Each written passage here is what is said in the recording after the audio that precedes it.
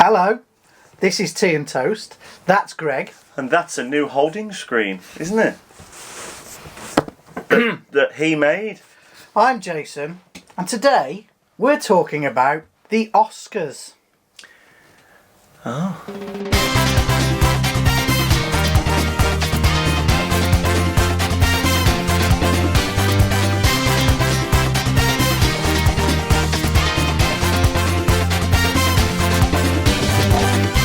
So, It's early on, isn't it? So, the Oscars have just happened, Greg. did you stay up and watch it? No. Olivia Colman, British actress, won Best Actress. She was great. She was, yeah. Because didn't she say something about she can't believe she's won it because is it Meryl Streep was in the running as well? Yeah, Glenn Close as well. That was it. Meryl I think Streep. Glenn. Yeah, and she was gutted because they didn't win it. Yeah, and no, she she wasn't. She said she used to be a cleaner and she loved that job. But while she was doing it, she did used to dream about getting an Oscar. Instead of them two. Well, I don't know. No, that's what I mean. Over them. Oh, yeah.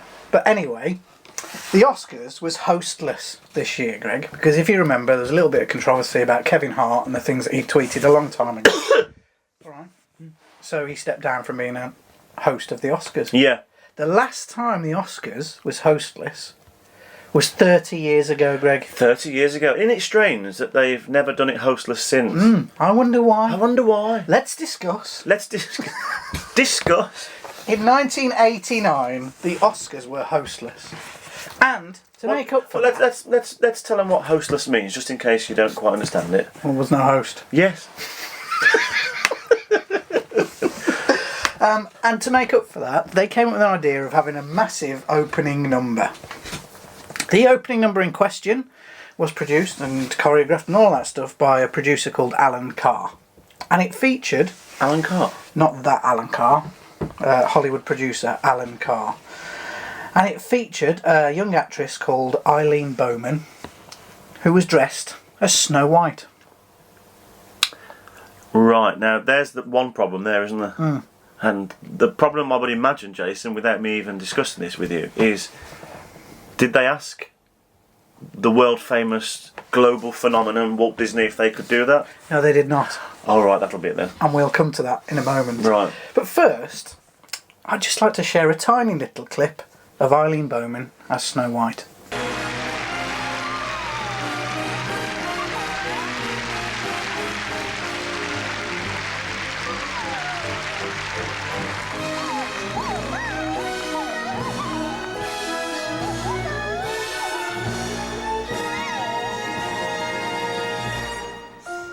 There are stars out tonight, stars with glamour are gleaming and bright, and we only have stars for you, dear, the ones you... Gets better though, Greg. No, it can't, can it? It did. She went on to do a duet with Rob Lowe. Please, is there any chance of a clip of that? Let's have a little look. Just put a quick one in. Disney, starring in cartoons every night and day. But she said goodbye to Grumpy and Sleepy, left the dwarves behind, came to town to stay. Lights keep on burning.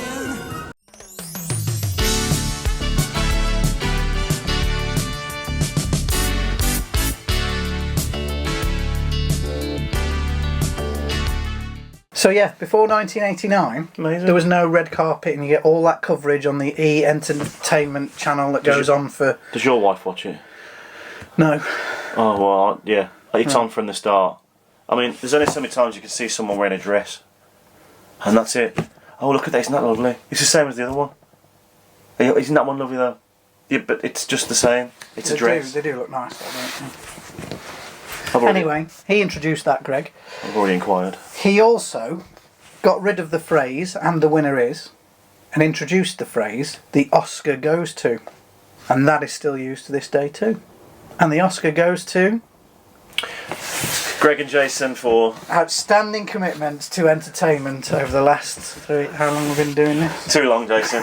You said we'd be millionaires by now. I lied. You did. So yeah, he did do some good things, but the whole... Well, you say good things. All he did was bring a red carpet out. I mean, we never saw the red carpet that year. It could have just been a rug. We'll have a look. He put a rug out like a doormat when they came out to wipe their feet on because it had been raining. I think and then he said, Oscar, the winner is, well, they're not all winners this year really because they're not very good. So let's do the Oscar goes to. So that's all he's done. Yeah. Brilliant. Anyway, Greg, the opening number... I'd give it to Alan Carr, the real Alan Carr. If you're watching in America and you don't know, there is a comedian in this country called Alan Carr.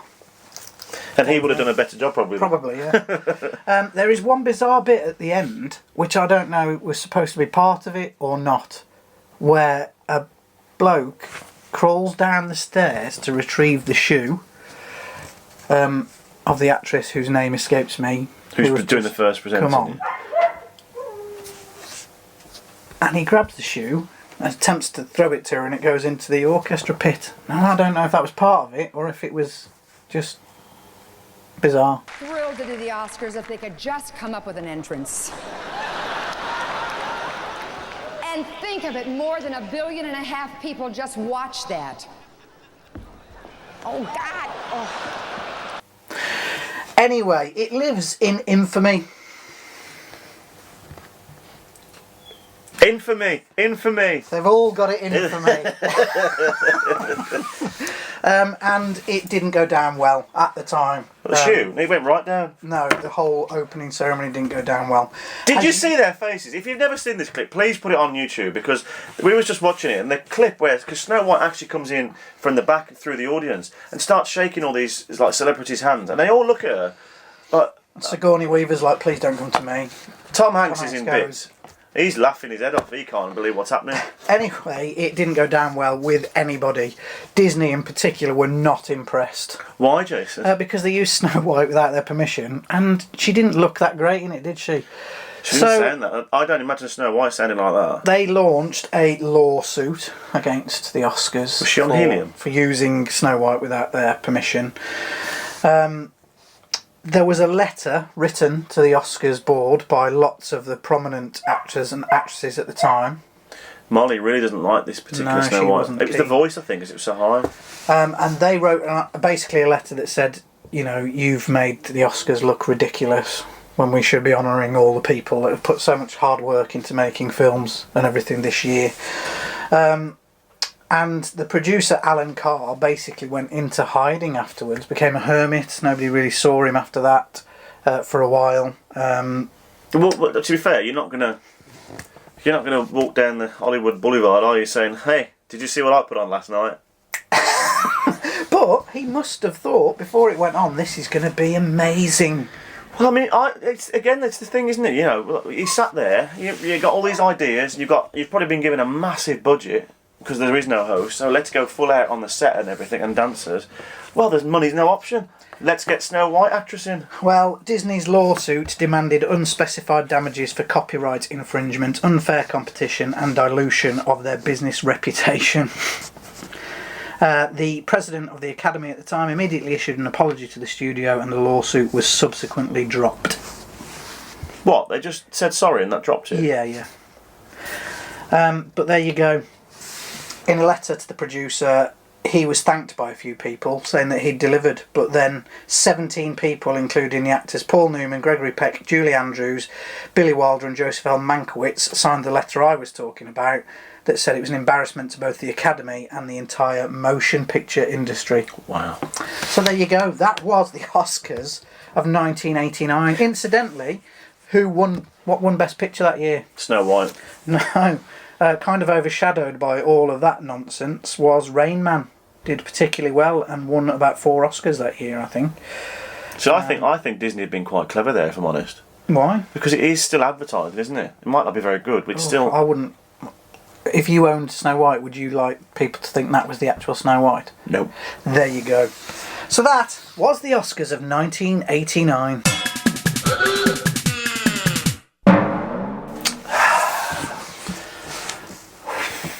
Have a seat, Robo.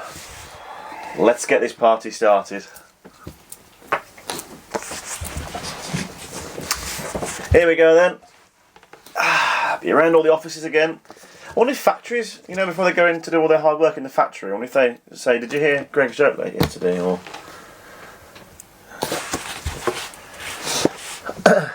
Jason. Well, say yeah. Yeah. Jason. What? Can you just go along with it, please? Jason. Yes, Greg. I hate autocorrect. It always makes me say things that I didn't Nintendo.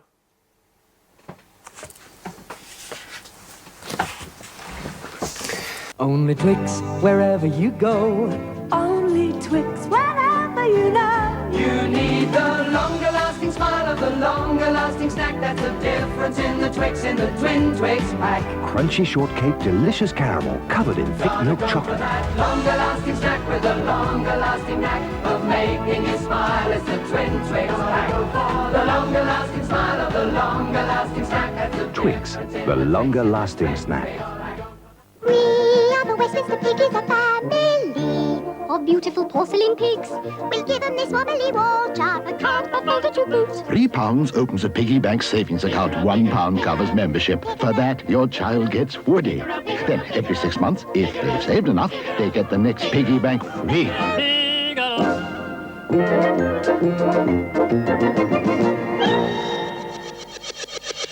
NatWest, the Action Bank. Got an idea. If I say it first, I should get that deep, sexy, husky voice, and then you'll get the ridiculous voice. So here it goes. Welcome to Facts for you. Facts for you. You sounded ridiculous then. We'll see. Have you got a fact, Greg? I was just going there. Do you know, Jason? Do you know, Jason? Do you know? Yeah. Do you know? Blue whales eat 500,000 calories in one mouthful. What colour are blue whales? Grey. You eat about that though, in one mouthful. Rude. I've got an animal-related fact for you. What on, Jason? Snails. No. Facts for you. See, I've got the deep voice going again. The Crikey Steve Irwini, that's the Crikey Steve Irwini, is a rare species of tree snail that was discovered in Australia in 2009. The scientists who discovered it looked at looked at its khaki appearance and decided the only appropriate name was one that would honour the late crocodile hunter and his signature catchphrase, Crikey! You're all right, mate. You're all right. Remember him, Steve Irwin. Why are you doing Dame Edna Everidge? Greg, when are you going to accept that my impressions are phenomenal? Just do Donald Trump one more time. Losers. You're all losers. And now do E.T. saying the same thing. Ouch. No, saying losers. Losers. Doesn't sound the same, does it? I think we need to move on. Now I've noticed we've got a new screen because it doesn't say Saturday underneath. So what day is this gone out on, Jason? I'm not sure. I might go out today. But anyway. Wait, when's today? Today is Monday. Monday. Watch and smile. No, that's Tiswas. Today is Saturday. Anyway, we're going to do another one this week for Saturday. Hopefully. Saturday. Yeah, so there you go. TNT@topgo.com if you'd like to send us a message. It doesn't have to be in capitals. By the way, Jason. Ow! What's that for? 2. Someone rightfully pointed out last week I did that and just put it down. I didn't do it again this week. Do I? Not hit me with it. Well, I'll do next week's as well, just in case. Anyway, that's it for Tea and Toast today. Thank you for watching once again. Thank you for all of your interaction with our channel. Please like and subscribe and share and all of that stuff that will help us to grow our channel. Are you working for Comic Relief or something? No. Well, we'll see you soon. Bye.